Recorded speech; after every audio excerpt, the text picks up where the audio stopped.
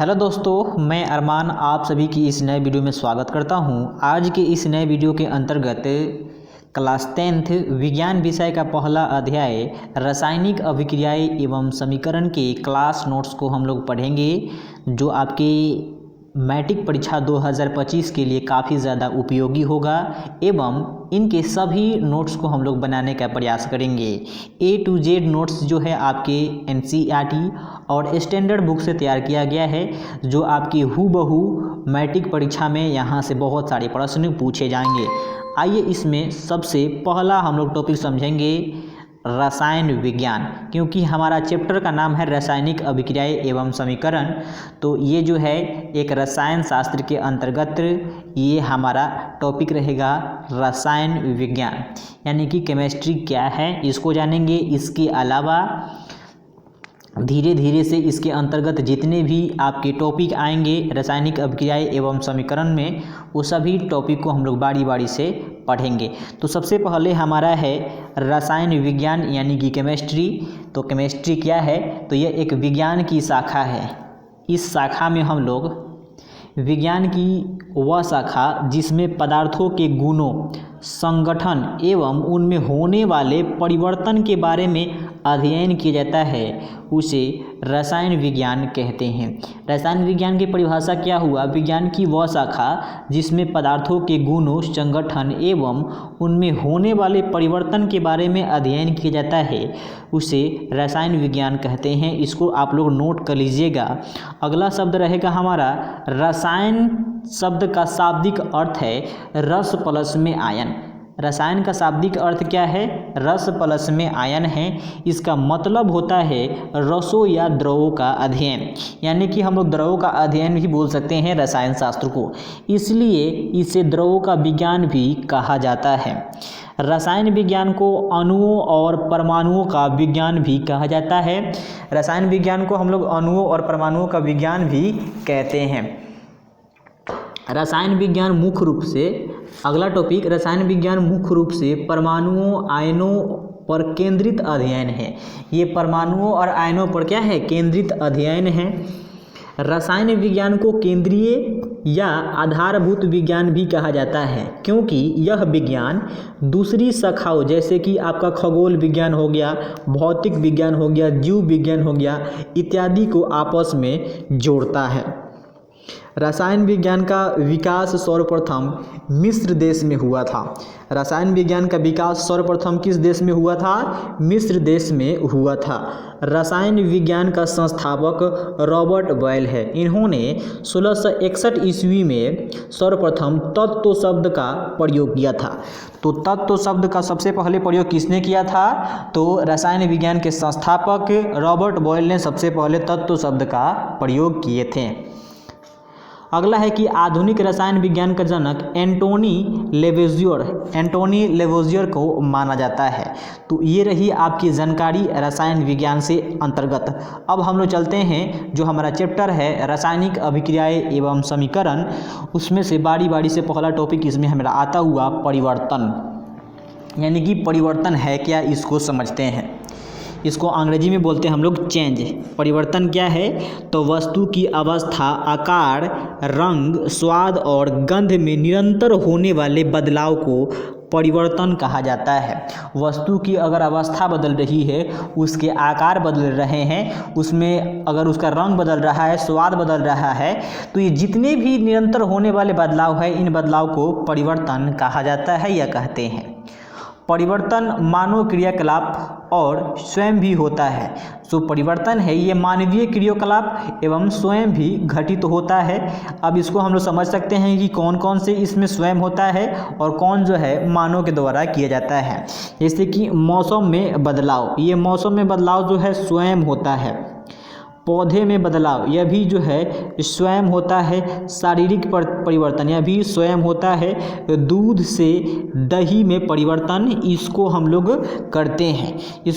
करते हैं, ठीक। ये मानवीय क्रियाकलाप है। अगला हमारा है परिवर्तन मुख्यतः दो प्रकार का होता है। परिवर्तन मुख्यतः दो प्रकार का होता है, पहला हमारा भौतिक परिवर्तन और दूसरा हमारा रासायनिक परिवर्तन। ये जो है आपके एग्ज़ाम के लिए काफ़ी ज़्यादा इम्पोर्टेंट है। रासायनिक परिवर्तन उतना ये इम्पोर्टेंट नहीं है, लेकिन इसके एग्जाम्पल काफ़ी ज़्यादा उपयोगी है, यहाँ से प्रश्न बन सकता है। तो भौतिक परिवर्तन, जिसे अंग्रेजी में हम लोग बोलते हैं फिजिकल चेंज, वह परिवर्तन जिसमें नया गुण वाले पदार्थ का निर्माण होता है, जैसे मोम का पिघलना,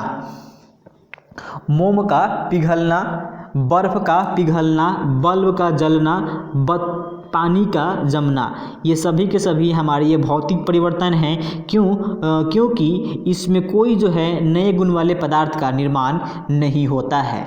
तो यानी कि वह परिवर्तन जिसमें नए गुण वाले पदार्थ का निर्माण नहीं होता है उसे भौतिक परिवर्तन के नाम से जानते हैं। इसके एग्जाम्पल क्या है? मोम का पिघलना। पिघलना शब्द आ गया अगर कहीं पे तो वह हमारा हो जाएगा क्या? वह हमारा हो जाएगा भौतिक परिवर्तन।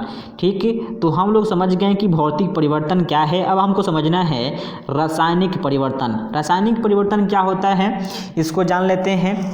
इसको अंग्रेजी में बोलते हैं केमिकल चेंजेज, यानी कि वह परिवर्तन जिसमें हमेशा नए गुण वाले पदार्थ का निर्माण होता है उसे रासायनिक परिवर्तन कहते हैं। जैसे शरीर में भोजन का पचना, जंग का लगना, दूध का फटना, दूध से दही का बनना, मोमबत्ती का जलना, यहाँ पे मोमबत्ती का क्या है? जलना है, फूल का खिलना, ये सभी के सभी आपके रासायनिक परिवर्तन के उदाहरण हैं। जब कोई रासायनिक परिवर्तन होता है तो कहा जा सकता है कि रासायनिक अभिक्रियाएं हुई है। यानी कि जब जब रासायनिक परिवर्तन होगा तब तब आपकी रासायनिक अभिक्रियाएं होगी। इसी प्रकार रासायनिक परिवर्तन को ही हम लोग रासायनिक अभिक्रिया के नाम से जानते हैं या कहते हैं। यह शॉर्ट परिभाषा हो गया कि रासायनिक परिवर्तन को रासायनिक अभिक्रिया भी कहा जाता है। इसलिए हमारा पहला टॉपिक शुरू हुआ रासायनिक अभिक्रियाएं यानी कि केमिकल रिएक्शन। तो ये केमिकल रिएक्शन क्या है इसको समझते हैं। जब दो या दो से अधिक पदार्थ आपस में संयोग कर एक या एक से अधिक नए पदार्थ का निर्माण करते हैं उसे रासायनिक अभिक्रिया कहते हैं। जैसे एग्जाम्पल से समझिए, यहाँ पे हमने लिया कार्बन, उसके बाद लिया मैंने ऑक्सीजन। ये जो है एक या एक से अधिक पदार्थ हैं, ये जो है अब ये आपस में मिलकर यानी कि जुड़कर यानी कि संयोग होकर एक जो है पदार्थ का निर्माण किया, कार्बन डाइऑक्साइड। तो इसी को बोला जा रहा है, ये हमारा क्या है? रासायनिक अभिक्रिया है। इसके अलावा एक और परिभाषा है, वह परिवर्तन जिसमें अभिकारकों के बीच के पुराने बंधन टूटते हैं तथा उत्पादों के बीच नए बंधन का निर्माण होता है उसे रासायनिक अभिक्रिया कहा जाता है। उदाहरण के माध्यम से हम लोग समझ सकते हैं, मैग्नीशियम और ऑक्सीजन अभिक्रिया के पश्चात मैग्नीशियम ऑक्साइड का सफ़ेद चूर्ण बनाता है। कैसा चूर्ण बनाता है? सफ़ेद चूर्ण बनाता है। तो यहाँ से हम लोग एग्जाम्पल से समझ सकते हैं, यहाँ पे दिया गया है मैग्नीशियम प्लस में ऑक्सीजन, ये जो है अभिक्रिया करके आपका बना रहा है मैग्नीशियम ऑक्साइड। तो यहाँ पे मैग्नीशियम ऑक्साइड कैसे बना इसको यहाँ पे थोड़ा मैंने डिफाइन कर दिया है। मैग्नीशियम की जो संयोजकता होती है वो 2 होता है, ऑक्सीजन की भी संयोजकता होता है 2 होता है। तो ये 2 से ये 2 गया, इसीलिए हमारा हो गया MgO। ऐसे में कराते हैं इसका क्रॉस मल्टीप्लिकेशन। तो यहाँ पे बचा आपका 1, यहाँ पे बचा आपका 1, तो 1 को हम लोग नहीं लिखते हैं। ठीक, तो इसलिए हमारा ये MgO यानी कि मैग्नीशियम ऑक्साइड का निर्माण हुआ है। चमकदार श्वेत लौह के साथ मैग्नीशियम रिबन का दहन होता है। कौन से लौह के साथ दहन होता है? तो श्वेत, वो भी चमकदार श्वेत लौह के साथ जो है मैग्नीशियम रिबन का दहन होता है। यहाँ से एक भी यही प्रश्न पूछा जाता है कि मैग्नीशियम रिबन को जलाने से पहले क्यों साफ किया जाता है? मैग्नीशियम रिबन को जलाने से पहले क्यों साफ किया जाता है? क्योंकि मैग्नीशियम जो है ये ऑक्सीजन से अभिक्रिया करके क्या कर लेता है? अपने ऊपर मैग्नीशियम ऑक्साइड का परत का निर्माण कर लेता है, जिससे मैग्नीशियम रिबन जो है अच्छी से नहीं जल पाता है। इसलिए मैग्नीशियम रिबन को जलाने से पहले उसे हम लोग साफ करते हैं। और यह श्वेत चूर्ण में परिवर्तित यानी कि परिवर्तन हो जाता है। जो आपके मैग्नीशियम ऑक्साइड है ये श्वेत चूर्ण में परिवर्तन हो जाता है। अगला हमारा है अभिक्रिया के समय किसी एक तत्व का परमाणु दूसरे तत्व के परमाणु में नहीं बदलता है। यहाँ ध्यान देने वाला बात है कि जब भी कोई अभिक्रिया होता है तब जो है एक तत्व का परमाणु दूसरे तत्व के परमाणु में नहीं बदलते हैं। ना तो कोई परमाणु मिश्रण से बाहर जाता है और ना ही बाहर से मिश्रण में आता है। वास्तव में किसी रासायनिक अभिक्रिया में परमाणुओं के आपसी आबंध के टूटने एवं जुड़ने से नए पदार्थों का निर्माण होता है। जैसे में हम यहाँ पे समझ सकते हैं, देखिए यहाँ पे हमारा एक पदार्थ लिया गया है कार्बन और दूसरा हमारा क्या है ऑक्सीजन। ये दोनों जो है आपस में संयोग करके जो हमारा नए पदार्थ बना रहा है वो हमारा कार्बन डाइऑक्साइड है। तो इस अभिकारकों के बीच जो पुराने बंधन हैं वो टूटे हैं और टूटकर नए बंधन का निर्माण हुआ है जिसे हम लोग CO2 यानी कि कार्बन डाइऑक्साइड कहते हैं। और जो यहाँ पे बना है इसको अभिकारक कहा जाता है, जो यहाँ पे बना है उसको बोलते हैं हम लोग प्रतिफल। तो आगे हम लोग समझेंगे, हमारा टॉपिक रहेगा अभिकारक या प्रतिकारक, यानी कि इसे अंग्रेजी में बोलते हैं रिएक्टेंट, यानी कि रासायनिक अभिक्रिया में भाग लेने वाले पदार्थ, यानी जो रासायनिक अभिक्रिया में भाग लेगा उसे हम लोग क्या बोलेंगे अभिकारक बोलेंगे। क्या बोलेंगे? रासायनिक अभिक्रिया में भाग लेने वाले पदार्थ को अभिकारक कहा जाता है। जैसे कि यहाँ पे एग्जाम्पल से समझ सकते हैं, मैंने सोडियम को लिया और ये आपके क्लोरीन को लिया, यहाँ गलती से जो है 2 नहीं लिखाया गया है, गलती से 2 लिखा है, ठीक है। और ये जो है अभिक्रिया किया, अभिक्रिया करने के पश्चात जो है जो आपका नमक यानी कि NaCl का निर्माण कर दिया। तो ये जो है आपके जो यहाँ पे भाग लिए हैं Na+ में Cl, ये जो है आपके अभिकारक हुए, क्योंकि यही दोनों भाग ले रहे हैं अभिक्रिया में। और अभिक्रिया के पश्चात बनने वाला नया पदार्थ को प्रतिफल के नाम से जानते हैं। तो अगला टॉपिक रहेगा हमारा उत्पाद या प्रतिफल। किसका डिफिनेशन हो जाएगा, इसे अंग्रेजी में प्रोडक्ट भी कहते हैं। रासायनिक अभिक्रिया में बनने वाला नए पदार्थ को प्रतिफल कहा जाता है, यानी जो भी रासायनिक अभिक्रिया में नए पदार्थ का निर्माण होता है उसे प्रतिफल कहते हैं। उदाहरण के अनुसार हम समझ सकते हैं, हाइड्रोजन और क्लोरीन के मिश्रण को यदि सूर्य के प्रकाश में रखा जाए तो ये दोनों परस्पर अभिक्रिया करके हाइड्रोजन क्लोराइड का निर्माण करते हैं। किसका निर्माण करते हैं? हाइड्रोजन क्लोराइड का निर्माण करते हैं। यहाँ पे समझ सकते हैं हम लोग समीकरण के माध्यम से। यहाँ पे मैंने रखा इसको हाइड्रोजन और दूसरा हमारा क्लोरीन है, ये आपस में संयोग किया, ठीक है, किसके उपस्थिति में? सनलाइट यानी सूर्य के प्रकाश की उपस्थिति में, और ये बना दिया आपका HCl यानी कि हाइड्रोक्लोरिक एसिड। क्या बना दिया? हाइड्रोक्लोरिक एसिड यानी कि हाइड्रोक्लोरिक अम्ल आपका बना दिया। तो ये रहा आपका प्रतिफल, क्योंकि ये तो अभिक्रिया में भाग ले रहे हैं और अभिक्रिया के जो पश्चात बनता है नया पदार्थ उसे जो है प्रतिफल कहा जाता है, ठीक। तो ये रहा हमारा प्रतिफल आपका हाइड्रोक्लोरिक एसिड। इसी प्रकार अगला टॉपिक रहेगा हमारा रासायनिक अभिक्रियाएं की विशेषताएं। रासायनिक अभिक्रिया की विशेषता क्या है इसको हम लोग समझते हैं। इसमें हमेशा नए गुण वाले पदार्थ का निर्माण होता है। रासायनिक अभिक्रिया में हमेशा जो है नए गुण वाले पदार्थ का निर्माण होता है, जिसमें उत्पाद के गुण अभिकारकों के गुण से अलग होता है, यानी कि जो उत्पाद का गुण होगा वो अभिकारक के गुण से क्या होगा? भिन्न होगा, अलग अलग होगा। दूसरा पॉइंट, प्रत्येक रासायनिक अभिक्रिया में ऊर्जा परिवर्तन आवश्यक होता है।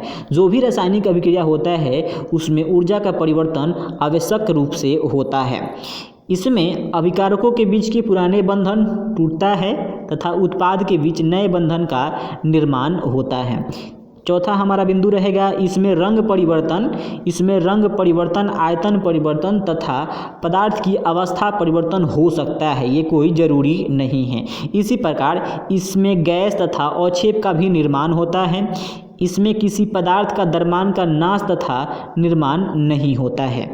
इसीलिए अगला टॉपिक रहेगा हमारा द्रव्यमान संरक्षण का नियम। ये काफ़ी ज़्यादा VVI है आपके एग्ज़ाम के पॉइंट ऑफ व्यू से, यानी कि द्रव्यमान संरक्षण का नियम क्या है इसको समझ लेते हैं। किसी भी रासायनिक अभिक्रिया में द्रव्यमान का ना तो निर्माण होता है और ना ही विनाश होता है।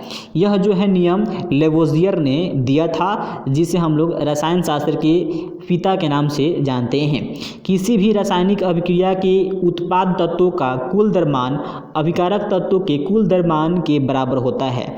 जो भी आपके उत्पाद तत्व हैं उनके कुल द्रव्यमान को अगर हम बराबर करें, अभिकारक तत्वों के कुल द्रव्यमान के बराबर करें तो हमारा क्या होगा, द्रव्यमान संरक्षण के नियम का पालन करेगा। इस प्रकार पदार्थ का द्रव्यमान सदैव संरक्षित रहता है। इसी प्रकार अगला जो हमारा NCERT के परिभाषा है, रासायनिक अभिक्रिया के पहले एवं उसके पश्चात प्रत्येक तत्वों की परमाणुओं की संख्या समान रहती है, इसलिए असंतुलित समीकरण को संतुलित करना आवश्यक है। तो असंतुलित समीकरण को हम लोग क्यों संतुलित करते हैं, क्योंकि द्रव्यमान संरक्षण का वो जो है उल्लंघन करता है, इसलिए उसे हम लोग संतुलित करते हैं। इस नियम को लेवोजियर ने दिया था। इस नियम को पदार्थ का अनुश्रव्यता का नियम भी कहा जाता है, यानी कि जो आपके द्रव्यमान संरक्षण का नियम है इसे पदार्थ का अनुश्रव्यता का भी नियम कहते हैं। काफ़ी ज़्यादा ये इम्पोर्टेंट है। अगला हमारा रहेगा उत्प्रेरक। उत्प्रेरक क्या होता है इसको समझ लेते हैं। यानी कि वैसा रासायनिक पदार्थ जो किसी अभिक्रिया की गति को बदल देता है उसे उत्प्रेरक कहा जाता है। वास्तव में देखा जाए तो उत्प्रेरक जो है रासायनिक अभिक्रिया में भाग नहीं लेता है, लेकिन उसकी गति को बदल देता है। इसको हम लोग देसी एग्जाम्पल से समझेंगे। जैसे कि मान लीजिए कि ए कोई व्यक्ति है और दूसरा व्यक्ति बी है, ये दोनों जो है आपस में लड़ रहा है और तीसरा व्यक्ति कोई सी है, ठीक है, और ये दोनों लड़ रहा है और दोनों को लड़ाने का जो काम कर रहा है वो सी व्यक्ति कर रहा है, ठीक है, सी व्यक्ति कर रहा है। अगर मान लीजिए कि ये दोनों लड़के शांत हो गया तो ये जो है फिर से इसको पिन मारेगा, बोलेगा आपको ए ने ऐसा कहा। तो ये देखिए झगड़ा में सम्मिलित नहीं है, लेकिन इसको पिन मारा तो ये फिर जाके इससे लड़ेगा, ठीक ना। तो जो झगड़ा में शामिल ना हो और झगड़ा में शामिल ना रहते हुए भी एक दूसरे के बीच जो है लड़ाई कराए, उसे हम लोग क्या जानते हैं, उत्प्रेरक के नाम से जानते हैं। इसको हम लोग देहाती भाषा में बिचौनिया कहते हैं, ठीक। इसी प्रकार उत्प्रेरण क्या होता है इसको समझ लेते हैं। जब किसी रासायनिक अभिक्रिया की गति किसी पदार्थ की उपस्थिति मात्रा से बढ़ जाती है तो इसे उत्प्रेरण कहते हैं।